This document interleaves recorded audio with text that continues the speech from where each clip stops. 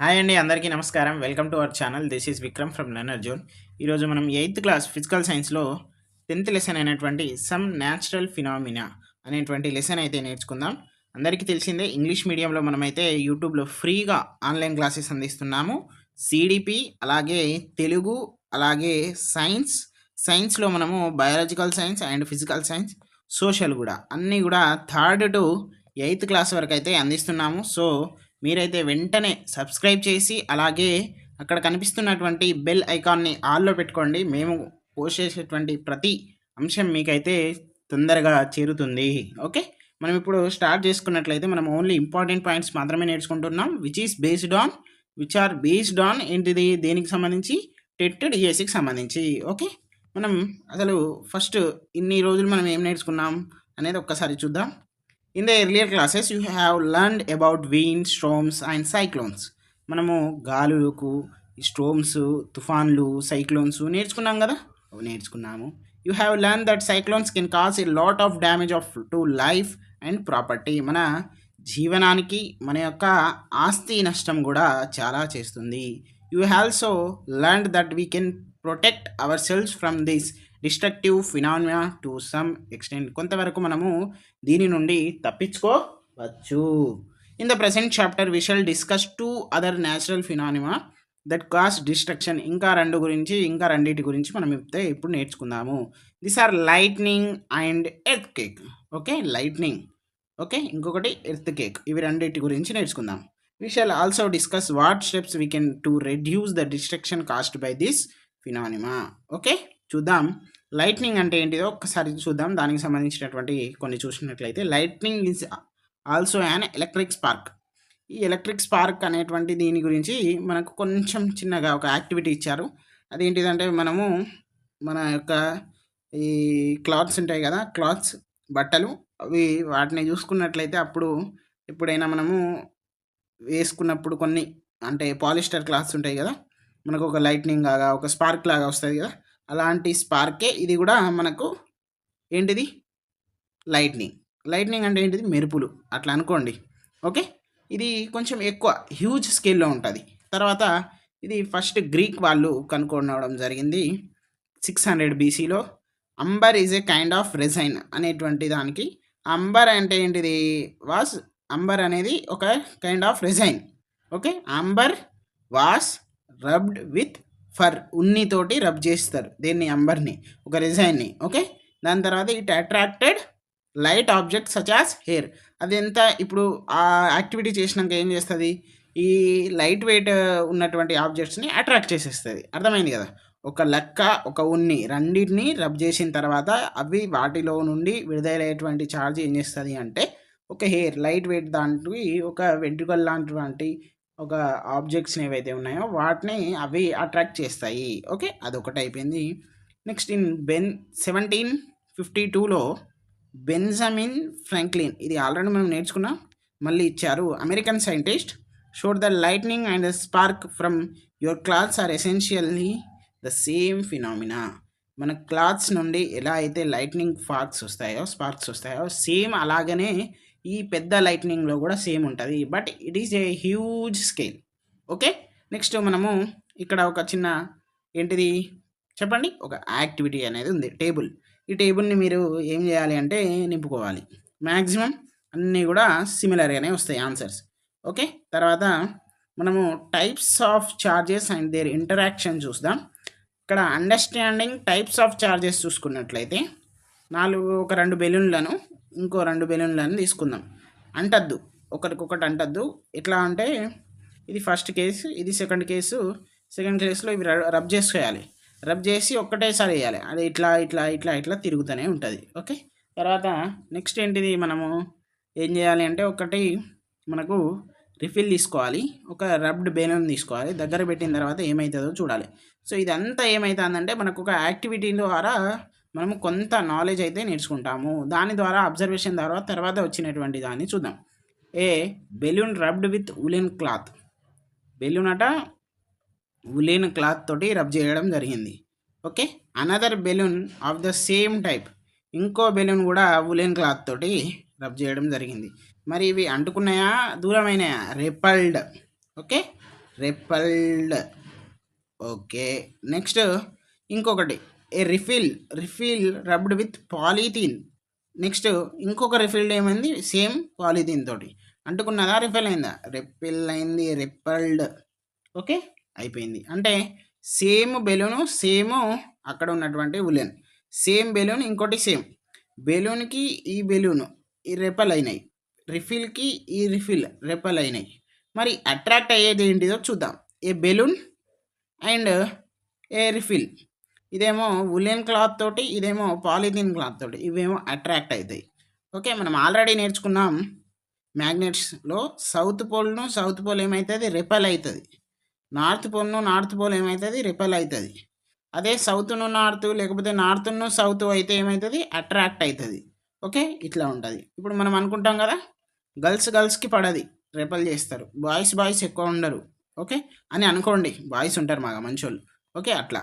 అదే ఒక అమ్మాయిని ఒక అబ్బాయి అయితే అట్రాక్షన్. ఓకే, ఆ ఎగ్జాంపుల్ అయితే మీరు తీసుకోండి. ఓకే, మనం నెక్స్ట్ కేసు చూసుకున్నట్లయితే చార్జెస్ బై రబ్బింగ్. ఒకటి ball pen refill, కోంబు, inflated balloon, drinking straw, ఇవన్నీ కూడా పీస్ ఆఫ్ పేపర్కి అట్రాక్ట్ అవుతుంది. ఎప్పుడు? After rubbing. సో వాటిని ఏమంటాం? The above objects are called charged objects. Okay, మనం ఆల్రెడీ ఇది కూడా నేర్చుకున్నాం. 2 బలూన్స్ రబ్బింగ్ చేస్తే ఉలెన్ క్లాత్ తోటి రెపెల్ అవుతుంది, 2 రిఫిల్ రబ్బింగ్ చేస్తే పాలిథీన్ తోటి రెపెల్ అవుతుంది, a balloon a refill attract అవుతుంది. సో ఇట్లా అయితే మనం నేర్చుకున్నట్లయితే ఈజీగా అర్థమైపోతుంది. Magnet also attracts iron, nickel, cobalt. Okay, తర్వాత ఇవి అన్లైక్ పోల్స్, లైక్ పోల్స్ అంటే మనకు అందరికి తెలిసిన విషయమే. తర్వాత నార్త్ సౌత్ లేకపోతే సౌత్ నార్త్ అనేది అన్లైక్, సౌత్ లేకపోతే నార్త్ అనేది లైక్. ఇదేమో రెపల్ అవుతాయి, ఇదేమో అట్రాక్ట్ అవుతాయి. Next the electrical charges generated by rubbing are static. ఆ రబ్బింగ్ తోటి వచ్చేటువంటి ఏవైతే ఛార్జెస్ ఉన్నాయో అవి స్టాటిక్గా ఉంటాయి. They do not move themselves. మనం కదిలించే వరకు వాళ్ళను అవి కదలవు. ఓకే, తర్వాత the electric current in a circuit represents motion of charges. ఒక కరెంట్లో ఎలక్ట్రిక్ కరెంట్ అనేది ఒక సర్క్యూట్లో ఏం రిప్రజెంట్ చేస్తుంది? Motion of charges. అంటే కదలికలే ఉంటాయి కదా, సో అందుకే మనకు కరెంట్ వస్తుంది. Next to find the presence of charge on a body. ఇది నేర్చుకున్నట్లయితే మనకు ఒక చిన్న యాక్టివిటీ ఉంటుంది. ఆ యాక్టివిటీ మీరు టెక్స్ట్ బుక్లో ఒకసారి చూడండి, మీకు ఈజీగా అర్థమైపోతుంది. నెక్స్ట్ ఫర్దర్ బెలూన్ యాక్టివిటీ ఉంటుంది, ఇలాగా ఉంటుంది, మీరు చూడండి. ఇక్కడ ఏమవుతుంది అంటే సేమ్ చార్జ్డ్ అయ్యేటువంటి ఏవైతే ఉన్నాయో ఆబ్జెక్ట్స్ అవి రెపల్ అవుతాయి ఇక్కడ. అదే ఒకటి చార్జ్డ్ ఒకటేమో అన్చార్జ్డ్ ఉంటాయి అనుకోండి, అదేమో అట్రాక్ట్ అవుతాయి. సేమ్ ఇక like poles non like poles అట్లా అనుకోండి. Next demonstrating transfer of charge. ఇది చూసుకున్నట్లయితే ఇక్కడ మనము స్ట్రిప్స్ క్యారింగ్ సేమ్ ఛార్జెస్ అయితే రెపల్, ఒకవేళ స్ట్రిప్స్ క్యారింగ్ చేంజ్డ్ ఛార్జెస్ అయితే attract. Okay, next electroscope device is used to test whether an object is carrying charge or not. ఒక object అనేది charge అనేది తీసుకోబోతలేదా, అది క్యారీ చేస్తుందా, క్యారీ చేయట్లేదా అనేది తెలుసుకోవడానికి మనము ఎలక్ట్రోస్కోప్ అనేటువంటి ఒక డివైస్ని అయితే మనము యూజ్ చేస్తాము. దాన్ని మనము తెలుగులో విద్యుద్దర్శిని అని అంటాము. Okay, earlier days gold foil used in electroscope, now we are using aluminium foil. ముందు గోల్డ్ ఫాయిల్ అనేటువంటిది యూజ్ చేశారు, ఇప్పుడు ఏం చేస్తున్నారు అంటే అల్యూమినియం ఫాయిల్ అనేది యూజ్ చేస్తున్నారు. Next the process of transferring of charge from a charged body to the earth is called earthing.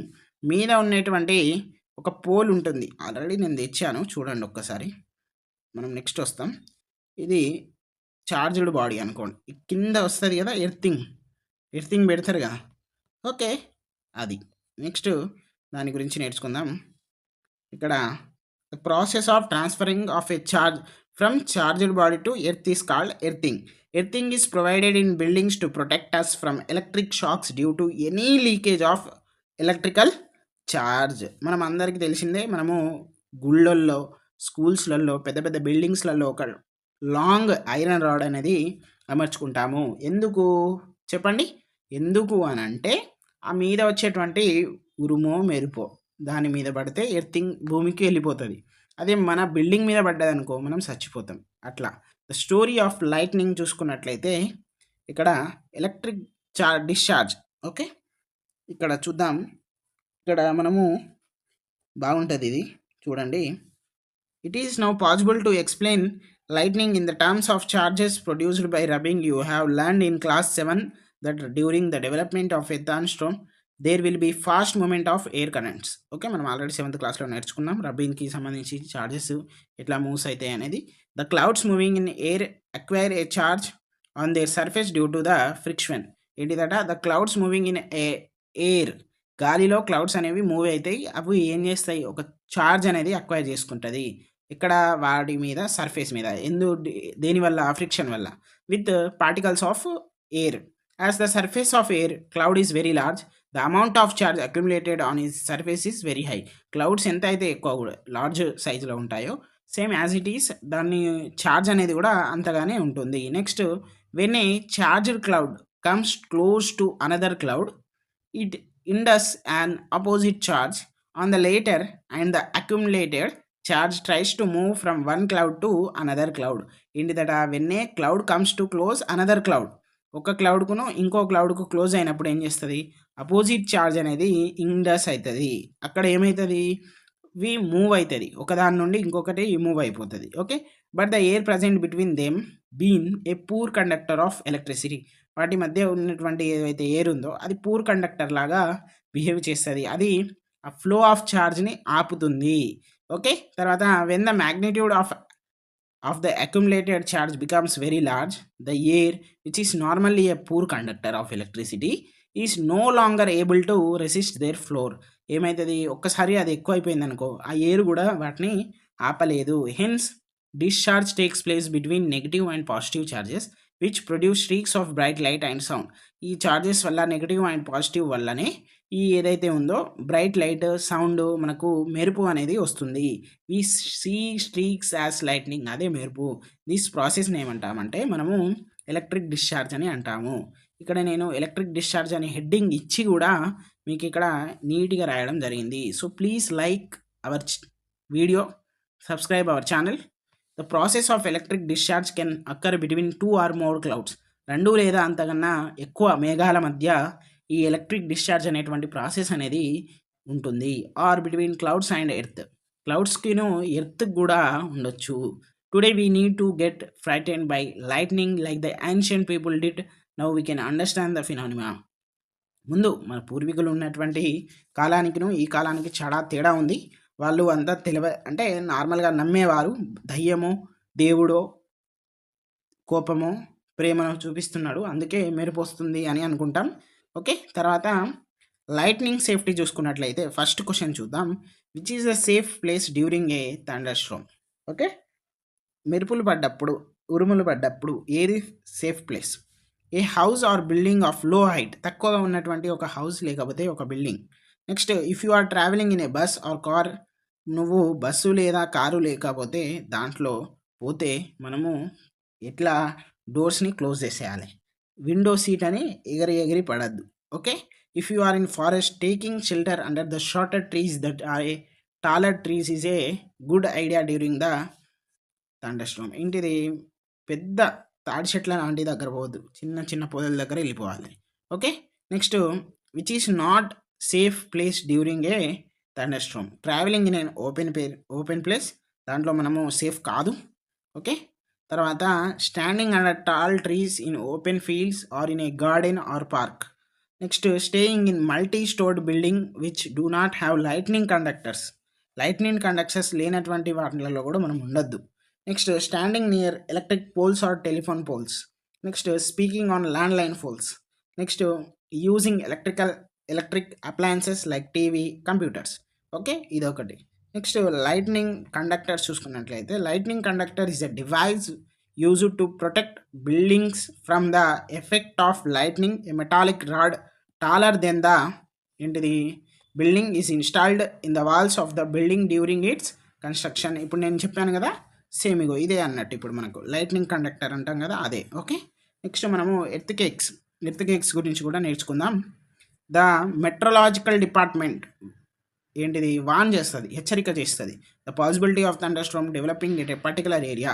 ఫలానా ఈ వరంగల్ జిల్లాలో ఇలా మొన్న మోంతా అనేటువంటి సైక్లోన్ వచ్చింది, దానివల్ల ప్రభావితం అయ్యేటువంటి వాళ్ళు ఉంటారు, కొంచెం జాగ్రత్తగా వెళ్ళిపోండి సురక్షితమైనటువంటి ప్రాంతాలలో అన్నారు. సో మనం దానికి సంబంధించినటువంటి రిపోర్ట్స్ అయితే తీసుకొని మనము నెక్స్ట్ దాని ప్రాసెస్ అనేది చూసుకోవాలి. తర్వాత ఒక మేజర్ ఎర్త్‌క్వేక్ వచ్చింది ఇండియాలో. ఎప్పుడు అంటే 8th అక్టోబర్ 2005 ఇన్ ఊరి అండ్ థంగార్ ఇన్ ఇక్కడ ఇది towns of north Kashmir. Next 26th జనవరి 2001లో మనము భూజ్ అనేటువంటి గుజరాత్లో అతి భారీ ఎర్త్‌క్వేక్ అయితే ఇక్కడ రావడం జరిగింది. ఓకే. నెక్స్ట్ మనము కొన్ని చూసుకున్నట్లయితే మనము నెక్స్ట్ వెళ్ళిపోదాం. And earthquake is a sudden shaking. ఎర్త్‌క్వేక్‌కి సంబంధించినటువంటి డెఫినిషన్ అండి ఇది. And earthquake is a sudden shaking or ఏంటిది flaming of the earth lasting for a very short period of time. ఒక సడన్గా ఊగుతుంది. ఓకే. ఇట్లా ఇట్లా ఇట్లా ఊగుతుంది, లేకపోతే ఒక షార్ట్ పీరియడ్లోనే ఎర్త్ లాస్టింగ్ అయితే ఉంటుంది. Caused by the disturbance deep inside the earth crust. Earth క్రస్ట్లో ఏదైనా డిస్టర్బెన్స్ ఉంటే అట్లా అవుతుంది. నిజంగా చెప్తున్నానండి, please don't use plastic plastic plastic. మనము కిరాణంకి పోతాం, ప్లాస్టిక్ యూస్ చేయకండి ప్లీజ్. ఓకే. తర్వాత major earthquakes are much less frequent. పెద్దగా దాదాపు మనం చూసుకున్నట్లయితే రోజు ఎర్త్‌క్వేక్స్ ఉంటాయి భూమి మీద, కానీ అంతగా మనకు కనబడవు. మేజర్గా ఉన్నటువంటి కొన్ని మాత్రమే. ఫలానా మనకు 2024లో సెప్టెంబర్ ఐ థింక్ మనము చూసుకున్నట్లయితే ఇక్కడ అంటే మీరు గమనించండి, ములుగులో ఒక 5.8 అలా ఆ ప్రాంతంలో రావడం జరిగింది. సో మీరు చూడండి, మేబీ నాకు తెలిసి 2025లోనే కావచ్చు ఇన్ ద స్టార్టింగ్. ఓకే. అది ఒకసారి చూడండి. తర్వాత the earthquakes can cause floods, land slides and tsunamis. Next ఇంకొకటి చూసుకున్నట్లయితే 26th డిసెంబర్ 2004లో all coastal areas around the ocean suffered huge losses. ఇలా ఉంటుంది కదా, ఇదంతా కూడా కోస్టల్ ఏరియా కదా. ఇటు 5 ఇటు 4 ఉంటాయి. ఒడిస్సా వెస్ట్ బెంగాల్, ఒడిస్సా, ఆంధ్రప్రదేశ్, తమిళనాడు 4. ఇటేమో మనకు కేరళ, గోవా, ముంబై అంటే మహారాష్ట్ర, గుజరాత్, ఇంకొకటి మిస్ అయింది ఇటు 4 ఇవి ఉంటాయి అన్నట్టు. సో గుజరాత్ కూడా ఉంటుంది. ఓకే. ఇవన్నీ కూడా మనకు 5+4 9 కోస్టల్ ఏరియాస్, కోస్టల్ స్టేట్స్ అయితే ఉన్నాయి మనకు. ఓకే. తర్వాత ఇక్కడ next what causes on earthquake ఏంటిది, అది కూడా ఒక్కసారి చూసుకున్నట్లయితే దానికన్నా ముందు ఇది ఒకసారి చూద్దాం. ఇదేమో క్రస్ట్ అండి, ఇదేమో మాంటెల్. తర్వాత ఇది ఎల్లోగా కనబడేటువంటిదేమో ఇన్నర్ కోర్, ఆరెంజ్లో కనబడేటువంటిదేమో అవుటర్ కోర్. ఓకే. అది ఒక్కసారి మీరు చూడండి. ఓకే. నెక్స్ట్ ఇక్కడ మనము ఏం చూద్దామంటే ఇది చూద్దాం. What causes on earthquake. Tremors are caused due to the disturbance deep down inside portion of the uppermost layer of the earth. Okay. ఇక్కడ upper layer of the earth ఉంటుంది. తర్వాత the outer most layer is not one piece. ఇది ఒక piece తోటి అయితే కాదు, it is fragmented. Each fragment is called a plate. ప్రతిదీ ఒక ప్లేట్ లాగా ఉంటుంది. This plates are in continuous మోషన్లో ఉంటాయి. Okay. Next the upper most లేయర్ని మనం ఏమంటాము అంటే క్రస్ట్ అని అంటాము. ఓకే. నెక్స్ట్ ఇంకొకటి చూసుకున్నట్లయితే మనము most earthquakes are caused by the movement of earth plates. దానిలో వచ్చేటువంటి మూమెంట్స్ వల్లనే ఎర్త్‌క్వేక్ అనేది వస్తుంది. Boundaries of the plates are considered as weak zones. Okay. Boundaries ఉంటాయి కదా, ఆ వీక్ జోన్స్ ఉంటాయి, అక్కడనే ఎక్కువగా మనకు ఎర్త్‌క్వేక్స్ అనేవి రావడం జరుగుతుంది. అలాగే వాటిని ఏమంటామంటే సెస్మిక్ ఆర్ ఫాల్ట్ జోన్స్ అని కూడా అంటాము. ఇవి ఎక్కువ కాశ్మీర్లో, western and central Himalayas, north east, Indo Gangetic plain, Rann of Kutch, Rajasthan ప్రాంతాలలో ఎక్కువగా ఉన్నాయి seismic or fault zones. Okay. Next seismologist used 2 main devices to measure an earthquake. ఒకటేమో సెసిమోగ్రాఫ్, ఒకటేమో సెసిమోస్కోప్. సెసిమోస్కోప్ అనేది సింపుల్ డివైజ్ అండి, ఎలాంటి టెక్నాలజికల్ బ్యాక్గ్రౌండ్ లేకుండా కూడా యూస్ చేయొచ్చు. ఓకే. సెసిమోగ్రాఫ్కి సంబంధించి ఏంటిది function, measures seismic waves caused by an earthquake. ఇది దాని యొక్క వేవ్స్ ఏదైతే ఉన్నాయో అవి క్యాలిక్యులేట్ చేస్తుంది, మెజర్ చేస్తుంది. స్కోప్ ఏం చేస్తుంది అంటే measure the occurrence of the, లేకపోతే టైం, ఏ టైంని ఎట్లా చేస్తుంది అనేది అది. ఇగో ఇక్కడ సెసిమోగ్రాఫ్ అయితే ఇవ్వడం జరిగింది, చూడండి మీరు. తర్వాత ఒకటి ఇంపార్టెంట్ ఏంటిదంటే ఒక టేబుల్ ఉందండి ఇక్కడ, riches scale reading and effects of earthquake చూసుకున్నట్లయితే మనము గుర్తుపెట్టుకోండి, 7 కన్నా ఎక్కువగా ఉంటే కొంచెం దారుణమైనటువంటి పరిస్థితులు ఉంటాయి. మనకు హైదరాబాద్లో కూడా రావడం జరిగింది. అప్పుడు ములుగులో అక్కడ ఇక్కడ రాచినప్పుడు ములుగులో దాదాపుగా 500 ఎకరాల అడవి అంతా కూడా ఈ ఎర్త్‌క్వేక్ ద్వారా నష్టంగా అయ్యింది. Less than 3.5 generally Nar felt but recorded. ఇది మనకు 5th క్లాస్లో కూడా ఉందండి, సేమ్ టేబుల్. ఒక్కసారి మీరు చూడండి ఈవీఎస్లో. ఓకే, తర్వాత 3.5 to 5.4 often felt but rarely cause damage. తర్వాత 5.5 నుండి 6 almost slight damage to well designed buildings can cause major damage to purely constructed building over small regions. కొంచెం ఇది ప్రమాదకరమైనటువంటి విషయమే. ఇక్కడ కొంచెం సేఫ్గా ఉంటాం, ఇక్కడ ప్రమాదం, ఇక్కడ ఘోరం, ఇంకా ఘోరం, ఇంకా అధ్వానం, అట్లా ఉంటుంది. నెక్స్ట్ 6.1 నుండి 6.9 చూసుకున్నట్లయితే can be destructive in areas up to 100 kilometre across where people live. Next 7.0 నుండి 7.9 చూసుకున్నట్లయితే it is a major earthquake. మనం అనుకున్నాం కదా 7 దాటితే major earthquake can cause serious damage over larger areas అంటున్నా ఏరియాస్ ఆర్ 8 ఆర్ గ్రేటర్ ఉంటుంటే ఇది great earthquake can cause serious damage in all ఇక్కడ సెవరల్ ఏరియాస్ 100 కిలోమీటర్స్ అట్లా ఉంటుంది. Next the power of an earthquake is expressed in terms of magnitude. ఇది మ్యాగ్నిట్యూడ్లో ఉంటుంది. మనం ఇప్పుడు 3 నుండి 8 వరకు నేర్చుకున్నాం కదా, అవన్నీ కూడా మ్యాగ్నిట్యూడ్స్లోనే. తర్వాత ఇది మనము రిచర్డ్ స్కేల్ అని కూడా తోటి కూడా మనం ఎక్కువ ఫేమస్. ఇది మనము తక్కువ ఉన్నటువంటి దాన్ని ఇట్లా మనం స్కేల్ తోటి కొలుస్తాం. ఎక్కువ ఉన్నాడేమో సెస్మిక్ సంబంధించి స్కేల్స్ ఉంటాయి. ఓకే, ఇది మనము ఫ్రీక్వెంట్గా వచ్చినటువంటి క్వశ్చన్ రిచర్డ్ స్కేల్స్కి సంబంధించి. నెక్స్ట్ భోజ్ అండ్ కాశ్మీర్లో మ్యాగ్నిట్యూడ్ గ్రేటర్ దెన్ 7.5కి సంబంధించినటువంటి ఎర్త్క్వేక్ కూడా వచ్చింది. The tremors produce waves on the surface of the earth waves called మనకు సెస్మిక్ వేవ్స్ అంటాము. అలాగే రికార్డెడ్ బై సెసిమోగ్రాఫ్. ఓకే, ఇది సింప్లీ ఏ వైబ్రేటింగ్ స్టాండ్ ఉంటుంది. ఇప్పుడు నేను పిక్చర్లో చూపెట్టాను కదా, అదే పెండిలియం లాగా. వెన్ టర్మర్ అక్కర్స్, ఇది ఒక వైబ్రేట్ ఎప్పుడైతే ఇది మనకు ఏమంటారు ఎర్త్క్వేక్ లాగా ఏమైనా భూకంపాలు ఏమైనా చిన్న వైబ్రేటింగ్ అయిపోతే అది వైబ్రేట్ అవుతుంది, అప్పుడు మనకు తెలిసిపోతుంది. Pen stylus is attach to the vibrating system. Okay, తర్వాత ఇక్కడ మనము ఇన్సైడ్ హోమ్ అయితే ఏం చేయాలి, అవుట్ సైడ్ అయితే హోమ్ ఏం చేయాలి, ఇవన్నీ కూడా మీరు ఒక్కసారి ప్రొటెక్టింగ్ అంటే ఏంటి జాగ్రత్తలు కూడా మనకు చాలా ఇంపార్టెంట్ కాబట్టి జాగ్రత్తలు కూడా అడిగేటువంటి ఛాన్సెస్ ఉన్నాయి. ఒక్కసారి మీరు ఇది చదువుకుంటే ఇనఫ్ అండి.